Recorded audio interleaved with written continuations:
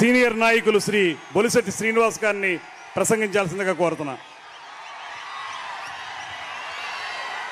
ఈరోజు జనసేన తెలుగుదేశం పార్టీ యొక్క ఎన్నికల శంఖారావాన్ని మా తాడేపల్లిగూడెం నుంచి ప్రారంభించినందుకు మాజీ ముఖ్యమంత్రి చంద్రబాబు నాయుడు గారికి, మా ప్రీతమ నాయకులు పవన్ కళ్యాణ్ గారికి నా ఉదయపూర్వ నమస్కారం తెలియజేసుకుంటూ, ఈరోజు ఈ రాష్ట్రాన్ని పట్టిన దరిద్రాన్ని వదిలించడానికి మేము సైతం అని చెప్పి ఎండన సైతం లెక్క చేయకుండా విచ్చేసినటువంటి మీ అందరికీ కూడా పేరు పేరు నా ఉదయపూర్వ నమస్కారం తెలియజేస్తా ఉన్నా.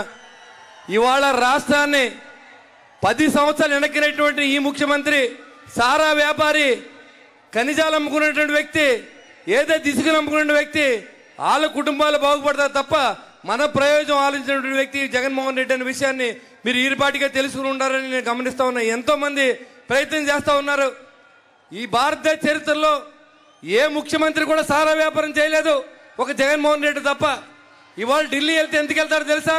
బాబు మేము కోర్టుకు రాలేం, మమ్మల్ని ఎగ్జామ్షన్ ఇప్పించండి, మా తమ్ముడిని అరెస్ట్ చేయకండి, కోడి కత్తి సీన్ లోనే ఉంచండి అని అడుగుతా వెళ్తారు తప్ప పోలవరం ప్రాజెక్ట్ ఇవ్వండి, ప్రత్యేక హోదా ఇవ్వండి, విశాఖ స్టీల్ ప్లాంట్ ప్రైవేటైజ్ అవ్వకుండా ఆపండి, అంతేగా రాజధాని ఇవ్వండి అని అడిగే దమ్ము లేనటువంటి ఈ ముఖ్యమంత్రి, ఇవాళ రాష్ట్రాన్ని సర్వనాశనం చేసినటువంటి ఈ ముఖ్యమంత్రి, మరి 5 సంవత్సరాలుగా కష్టపడిన చంద్రబాబు నాయుడు గారు 2014 నుంచి 19 వరకు ఈ రాష్ట్రాన్ని అభివృద్ధి చేస్తే హైదరాబాద్తో పోటీ పడినటువంటి రియల్ ఎస్టేట్ రంగాలు కానీ, నిర్మాణ రంగాలు కానీ, టిట్కో ఇళ్ళు కానీ, పోలవరం ప్రాజెక్టు కానీ నీకు ఏమైనా దమ్ముందా మాట్లాడతా కానీ అడుగుతా ఉన్నా.